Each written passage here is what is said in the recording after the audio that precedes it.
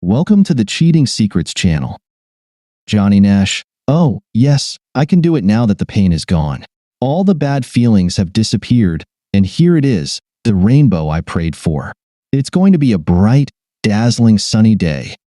Some people never get the chance to live vicariously through their children. I, like my son Doug, am fortunate that he plays in college. I trained him and his sister, Franny, very diligently when they were young. Both of them watched closely as I played in amateur football leagues. My weekends were dedicated to their football tournaments, where they both were stars. During the weekdays, I would drive them to and from practices, as well as to skill training sessions at any park that wasn't in use.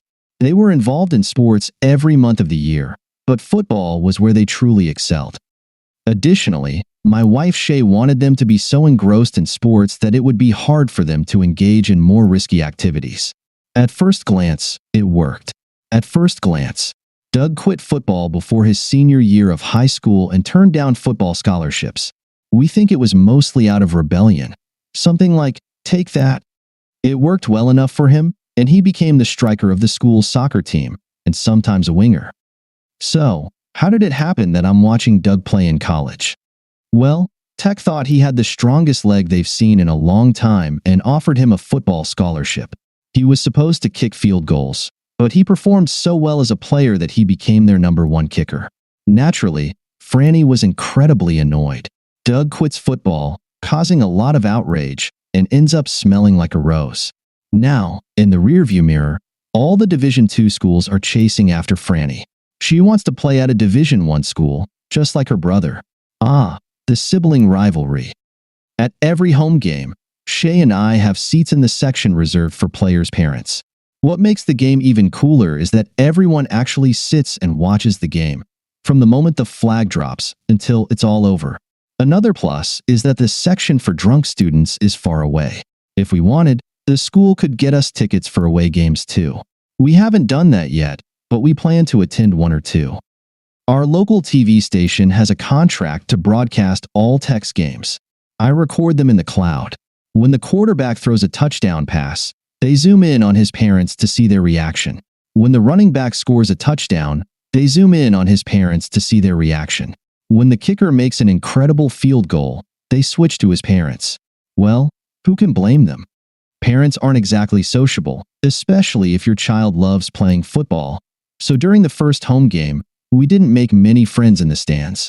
Still, it was a lot of fun. Although my short business trips never made me anxious, the upcoming product launch was scheduled for a weekend in another state. I had to miss the game, but I planned to watch it later in my hotel room. I would have preferred to be at the stadium, but work pays the bills, and a player's scholarship doesn't cover all the expenses. Shay and I met shortly after college. Our companies sent us to the same seminar. Our first encounter was uneventful. Brooke Zellman, you're not related to Charles Zellman, are you? Asked an attractive brunette, glancing at my name badge. Well, Shay Wilson, as far as I know, no. I suppose you know him? I tore my gaze away from her chest and the name badge beside it. Actually, he was a year ahead of me in high school. I just thought with your unique last name, there might be a chance, she smiled. Maybe we should grab a drink tonight, and I'll find out if you're related to and or Nancy Wilson, I smiled back. Nice line. Sure. I'll meet you in the hotel lobby after the last session, once I visited the ladies' room. Later, as I stood in the hotel lobby, wondering if Shay had stood me up, one of my colleagues started talking to me. He was engrossed in the last presentation, so I pretended to be interested. Out of the corner of my eye, I noticed Shay. Sorry to interrupt, but my friend is here. No problem, Breeze. See you tomorrow. Hi, Shay. Ready to go? Breeze? Yeah, it's a combination of my first and last name. I've heard it all my life, so it kind of stuck with me. Well, Breeze, you offered to buy me a drink. Let's go. It might sound cliché, but we really hit it off that evening. After a gentle kiss on the lips, I wanted more, but that didn't happen until a few months and several dates later. It was worth the wait. There was nothing unusual about our courtship and marriage. Her parents seemed to like me, and mine liked her. Since our budget was limited, it was a small event with about 40 people attending. We chose a starter home located roughly halfway between her office and mine. 2 years later, we had Doug, and less than 2 years after that, Franny came along. Since this was my first and only marriage, I had no doubt there would be arguments. We could find the silliest reasons to fight. There wasn't enough money. There wasn't enough time. I should have consulted Shay first. Why am I bothering her with this? We went out of our way to frustrate each other until the dust from the arguments settled. To put an end to our abusive behavior toward each other, we eventually agreed to see a therapist. It seemed to help a bit, but we still had a long way to go. One Saturday evening, after a minor argument about something I can't even remember, we decided to attend my company's party. Shay shamelessly flirted and danced all night, just trying to provoke me into making a scene. I watched her like a hawk, but she kept pulling her hands toward me. There were touches, however, and chaste kisses and hugs. I wasn't going to play her game. On the way home, Shay tried to start a fight. Some of your salesmen said you seemed to enjoy it when they flirted with me. Sometimes bodies are never found. They just disappear. No custody or alimony disputes. Her eyes widened, and she fell silent. It was cold in our house for more than a week. No apologies were made. What really infuriated me was that a week after the party, the salesman told me I wasn't worthy of the hot babe I was married to. One jerk even had the nerve to ask if we had an open marriage. A note on my desk said that since I was inadequate in bed, I should let her go every weekend. On the day Tech played State, I asked Shay not to tell me how it turned out. I wanted to watch it in my room while enjoying the dinner and drinks the company paid for. To keep the suspense, I turned off my phone during the game. The game itself was sloppy, which is typical for teams playing at the lower levels. Doug made a few kicks. Towards the end of the third quarter, Doug kicked again. But this time, an overly aggressive defensive player took him down with a blatant cheap shot. Personal foul, roughing the kicker, but Doug remained on the ground. The nearby players looked frightened and took a knee. The replay showed Doug's leg bending in a way it was never meant to bend. When the Theismann broadcast rule kicked in, they didn't show the replay of him breaking his leg. In 1985, quarterback Joe Theismann was sacked, and his leg was broken in the most gruesome way. We all know this because it was shown from multiple angles about 1,000 times. The reaction was immediate and intense. Broadcasters now avoid showing you graphic footage. After watching the video, I replayed the collision several times. Doug definitely wouldn't play again this season. Eventually, they loaded him onto a cart and took him to the hospital, as I had guessed. He waved as the crowd cheered him on. I paused the broadcast and turned on my cell phone. I went through numerous texts and voice messages from friends and family. Then I called Shay. She was very upset. Doug was in surgery, and she promised to call me back when she knew more. After contacting the airlines, I realized I wouldn't be able to get home that night. The food had gone cold, and I was out of beer. What else could go wrong? Never tempt the gods like that.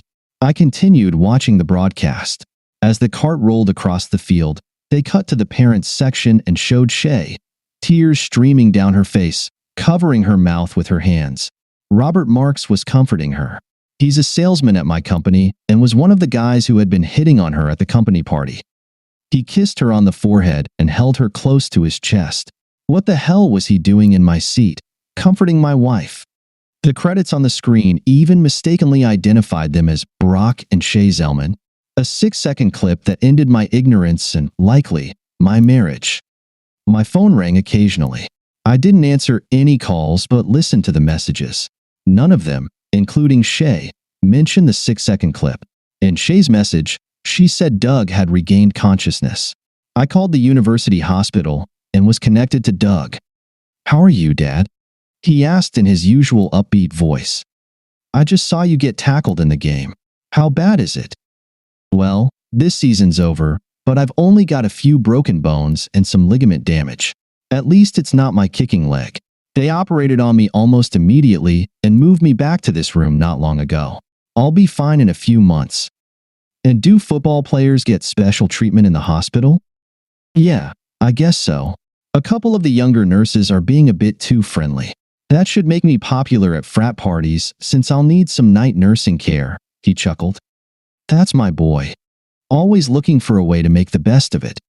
Well, I have to go. Glad to hear it's nothing too serious. I'll see you when I get home. Love you. Wait, Mom wants to talk to you. Tell her I'm busy and working on something important. Good night. Good night, Dad. My heart was still pounding. Sometimes you see a kid get hit and they can't walk again. I dodged that bullet. I turned my phone off again. I had no desire to talk to anyone else tonight. The company I work for manufactures data storage devices and search software for tracking movements using GPS. Most often, they're used for tracking or mapping. Nowadays, almost all cars send out a signal that is captured by our software. You can determine a change in their global location and then calculate how quickly they made that change. By matching GPS readings with known highways, you can see how traffic is moving. Mapping doesn't rely on a single vehicle but aggregates all the traffic flows in that direction. Repeat this for all roads in all directions, and you begin to understand the immense storage requirements.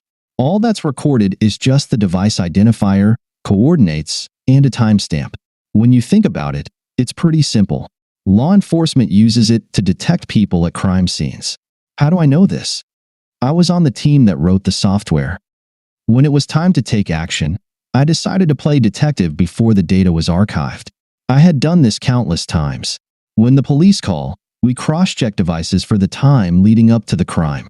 Vehicles that slowly drive through the area and then return a day or two later, on the same day the crime was committed, are usually thoroughly investigated. Vehicles that had never stopped by the house before, and then something bad happens around that time, are also scrutinized. Such tools make it easier to identify potential suspects. Several court cases have challenged this as a violation of privacy rights. Most have lost, as it really isn't much different from eyewitness testimony. With the exact global coordinates of my home, I began searching for all GPS signals near that location, starting around 2 a.m. on Saturday. As expected, there was little activity at that time of night. Around 8 a.m., the database detected a new device and almost immediately a second device.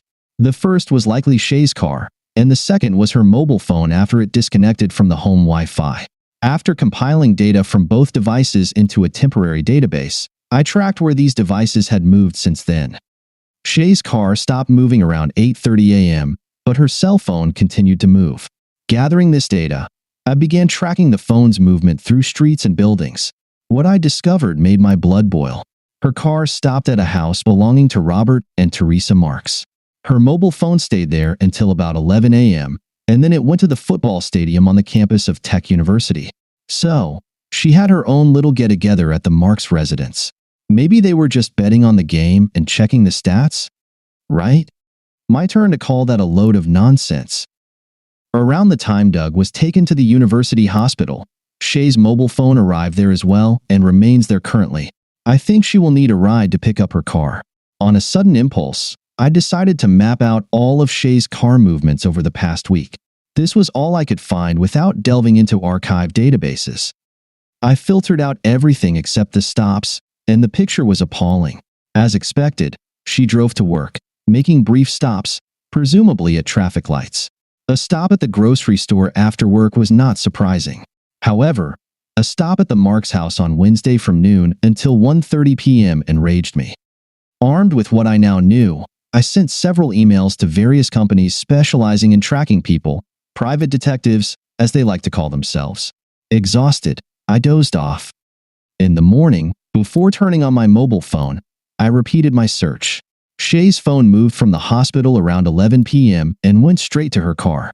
After a brief delay, her car left the Marks house, and both devices returned to our home shortly before midnight. I received responses to several of my emails inquiring about rates and availability. Of course, they were available to help me if only my wallet were thicker. It seemed I would need a different strategy. When my cell phone came to life, there were even more well-wishers and an angry Shay, since I hadn't called or texted her. I still wasn't in the mood to talk, so I sent a message saying, "Going to bed late and getting up early. We'll chat with you later." My phone rang with an incoming call.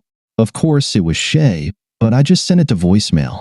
I didn't have to wait at our demo booth for another hour and a half, so I delved into the history of Robert and Teresa Marks. I specifically searched for their email address and phone number, which I found. They had one child, and their daughter went to a different school than Franny.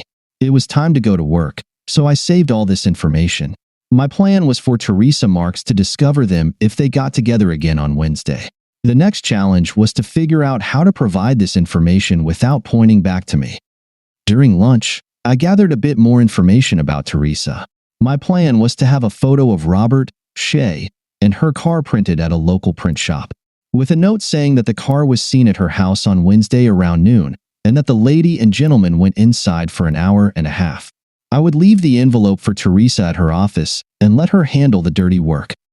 Before my lunch break was over, I called Dag again. He was the center of attention and even gave an interview to our local TV station. It turned out that because he missed a penalty, our team initially lost, but after a few games, they scored a decisive goal and then held on to win the match. He had to pay a significant price, but he enjoyed it. Shay must have been at the hospital because she called as soon as I hung up with Dag. It's Breeze. That should have irritated her. This is your wife. It won't kill you to talk to me? Hey, I'm trying to make a living. What's so important that it can't wait until I get home? There was a pause. I just miss you, and it was very hard when Dad got injured. Well, he seems to be doing fine. My lunch break is ending. I'll call you from the airport later this evening. I didn't wait for a response and ignored the immediate callback. I should probably ease up, otherwise, she might not have her date on Wednesday. I really want Teresa to handle this because I don't think I could avoid jail time if I got involved. I prepared the envelope for Teresa and sent it on my way to the airport. Arriving late on Sunday night gave me only a short time to spend with Shay. On Monday morning, she left for work before I got up. Since I had some free time, I stopped by the university hospital to visit Dak. His cast had too many signatures to count. His current girlfriend, whom I had never met, was very eager to keep him away from the adoring cheerleaders and nurses. Later that same day, Shay sent a message, "What time will you be home tonight?" I replied, "A lot of paperwork from work, so don't wait for me and eat without me." When I got home around 9 p.m., I realized that Shay was furious. I thought that if I continued to upset her, she would once again seek comfort in Robert's arms. Our conversation was dominated by my incoherent ramblings about imaginary work problems, my boss and clients, and eventually, Shay said she was going to bed. On Tuesday, Franny sent me a message saying that she had received an invitation to visit campus. It worked out perfectly, and I replied that we should go somewhere and celebrate tonight. When we got home, it was around 10 p.m., and everyone was exhausted. Once again, I didn't have to spend time with Shay. Wednesday morning brought mixed emotions. I wanted to believe that Shay would never cheat, but that was overshadowed by the desire for Teresa to catch her in the act. Unlike the previous few days, there were no messages from Shay. So, closer to evening, I sent her a note, "I'll be home earlier today." Usually, Shay gets home before me, unless she's delayed for work. When Franny came back from practice around 7 p.m., she looked around and asked, "Where's Mom?" "Not sure. I haven't heard anything from her today. I sent a message earlier, but didn't get a reply." That might be for the best. She's been a real pain lately. Are you guys okay? I don't know. Pain doesn't quite cover it. What do you want for dinner? I've got some protein dishes, so don't worry about me. I dialed Shay's number and left another voicemail. Franny went to bed at her usual time. I started to worry and sent another text message. There was still no response. I checked the database again and confirmed that Shay's car arrived at the Marks' house a few minutes after noon. This time, she left around 12:45 p.m. and stopped at a parking lot off the Federal Highway, 50 kilometers north of the city. That's where she is now. Franny left earlier because she had a weight training session before school. Shay did not answer any of my calls or messages. Again, mixed feelings. On my way to work, I stopped by to visit Doug. His girlfriend was there again. No, he hadn't heard anything about his mother recently. He was excited that he was being discharged today. Around 10 a.m., I was called to the front desk where a man was waiting to speak with me. Nate Bellows introduced himself as a detective. They had found Shay's car, and she was locked in the trunk. She was taken to Mercy Heart Hospital. Throughout this, I had to answer the usual questions like, "Where have you been?" Eventually, Detective Bellows got bored and wished me good luck. The way he said it made me think there was something more to this story. Trying to play the role of the concerned husband, I took a bit more personal leave and went to Mercy Heart Hospital. When I arrived, Shay was not in her room, so I waited in the family waiting area. A couple of nurses were chatting and laughing. I think it was the husband. Maybe, but you have to give him credit. I've never seen anyone so thoroughly decorated, and now we have two of them. Were they talking about Shay and Robert? Now I really wanted to see her. When they brought Shay back to her room, I couldn't help myself. I burst out laughing. She was painted blue from head to toe. I was told it was printer's ink. It would wash off over time. The hospital staff did everything they could, but it would only fully disappear with time. She had to undergo several sessions of alcohol and solvent wiping. Gradually, it should fade. Adding to her new look was a 5-centimeter red spot on her forehead. A nurse called it a crude tattoo. The letter A was carved into her skin with a knife, and then a bit of red ink was applied to the wound. Rough but effective. Shay claimed that her car had been stolen. I noticed the nurse rolling her eyes. "I look horrible." Shay was sobbing. "But at least you're alive. Where were you when this happened? What time?" My questions were ignored as Shay continued to cry. Her medical chart was hanging on the door, and I glanced at some photos. I almost burst out laughing again. She also had a large red letter A on her chest. It was about 30 centimeters in size. The same method with the knife and red ink. When I stepped out into the hallway, one of the nurses said to another, "And she looks exactly like her boyfriend. He was brought in this morning a few hours after her." "Boyfriend?" asked the other nurse. "Well, that's what we're guessing. You know, different last names, but they both wear wedding rings." I wandered through the hallways looking for the room where Robert Marks was located. He had no visitors. Shay had no other injuries, but both of Robert's legs were in casts. Don't I just love it when everything falls into place? It had been a very productive day. The local evening news featured a story about a burglary during which the homeowner's legs were broken, and he was found covered in blue paint. Crime Stoppers would pay for any information leading to the arrest of those responsible for this despicable act. When I called the university hospital, Doug was no longer listed as their patient. I decided once again that I needed to know. I would contact him when the money ran out. Franny came home at the usual time. Still no mom? Yes and no. She's a patient at Heart of Mercy Hospital. Apparently, her car was stolen. They painted it blue, then drew a small scarlet A on her forehead and a large scarlet A on her chest. Like that novel about Puritans and marital infidelity? That's what I'm guessing. The same hospital has her boyfriend, also painted up in a similar fashion. He was found at his home. Your mom claims her car was stolen, but I don't believe it. You can visit her, but I'm gearing up and searching online for divorce lawyers. I'm fine. Unbelievable. How can you sit there so calmly? I've had the whole day to think about it. She's been cheating for at least a month. I think she wanted to leave. I have 2 wonderful kids from her, but it's time to turn the page. It's a shame I don't have a photo. She looks ridiculous. Franny perked up. Hey, I'm going to visit Mom. I just smiled. Yes, she even managed to convince her mom to show her the big red A. The photos are posted on her social media page along with information that her lover is in a similar situation. Throwing oneself under a bus. Now that's something. My parents and Shay's parents called, and I repeated the story about the stolen car and gave them information about her room. I even heard back from Doug. He seemed not to care about the consequences. Since I was no longer interested in how things were going with the tech football team, I persuaded Franny to visit the campus this weekend. Within an hour, she had booked plane tickets, a hotel, and rented a car. On Friday afternoon, before the flight, Shay sent me a text. Are you coming to see me?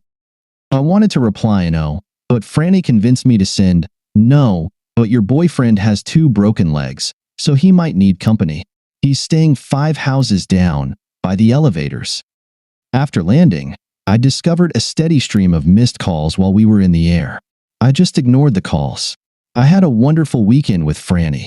Well, actually, on Friday evening, I sent her off to the football team and had only received messages since then. After spending 48 hours by myself, I was ready to go home. I took some time to arrange a meeting to start the divorce process. On Saturday evening, I watched the tech game. I'm glad I did. Doug got more airtime than in all his previous games combined. They even did an interview with him in his hospital room. His girlfriend is struggling to keep him at bay. Doug was surrounded by several charming beauties. When Franny and I returned late on Sunday evening, the lights were on in the house and several cars were parked outside. Time for an ambush. We went inside and saw the cheater and her parents sitting in the living room. Shay had a ghostly glow to her as the blue paint was still visible. The red A on her forehead was covered with a bandage. Ignoring Shay, I looked at her parents. "Hi, Dad, Mom. What brings you here so late at night?" "Stop talking nonsense. You weren't around to take Shay home." "Oh, right. I forgot that her boyfriend has 2 broken legs. I'm at fault." "He's not my boyfriend," Shay said. "Lover? Fling?" Franny giggled. Her grandmother responded, "Young lady, watch your language." Franny was thrilled. "So, Mom, do blue instruments taste the same as all the others?" Shay jumped up, and I thought she was going to slap Franny. Her father yanked her by her ponytail, and she plopped back down between her parents. "Never threaten my granddaughter again," came the angry voice of her father. I took the initiative. "Listen, Shay, you've ruined your marriage, and I'm filing for divorce. I expect the papers to be filed this week. Franny will be going off to college next fall, so we need to arrange visitation. Once she's gone, I'll sell my half of the house." "Just like that? Agree or disagree?" "Oh, now you want to talk? It's a bit late for that, don't you think? I'd ask you why, but I already understand that it doesn't really matter." Shay's father intervened. "She will have lawsuits. You'll be held responsible for this." "Lawsuits?" "Yes. The police charged her with providing false information. They used the GPS navigator to locate her car, which she claimed was stolen. There was no theft." "Wonderful. I'll probably have to split the costs for new blue outfits." Franny giggled. "And blue eyeliner. Also blue accessories like handbags and shoes." Shay's mother snapped at us. "Enough already. Why don't you make things easier for everyone and take her with you? We'll even help pack 1 or 2 suitcases." "No, this is my house and I'm staying," Shay snapped back. "Well, it's been a long weekend, and I'm going to bed. You can sleep on the couch." I locked the bedroom door. I'm not sure when they left, but Shay's parents were not home in the morning. Franny had already gone. I left as quickly as I could. One day, there was a gift from Franny waiting for me on the kitchen table. It was a t-shirt with the slogan, "I'm almost as cool as my daughter." I wore it on the day of her college signing ceremony at the high school. Franny was set to succeed, playing soccer for a Division I school. As expected, I had to endure several interviews with the authorities. My lawyer was always by my side, as I wasn't about to let my guard down. Since Teresa's brother owns a printing company, both she and he were mentioned as suspects, but no charges were ever filed. Doug recovered and started his second year as the top player. I am still amazed that no one ever mentioned seeing Shay with anyone else at that soccer game. The sign on the screen must have misled everyone except me. Franny's freshman year was a tough challenge for her. She had no time for games, as she was on the bench due to a large number of upperclassmen. However, her scholarship was extended, and now she has plenty of playing time. Doug has grown his hair out, and almost every time I see him, he has a new girlfriend. Whether at home or on the road, I attend both kids' games when work permits.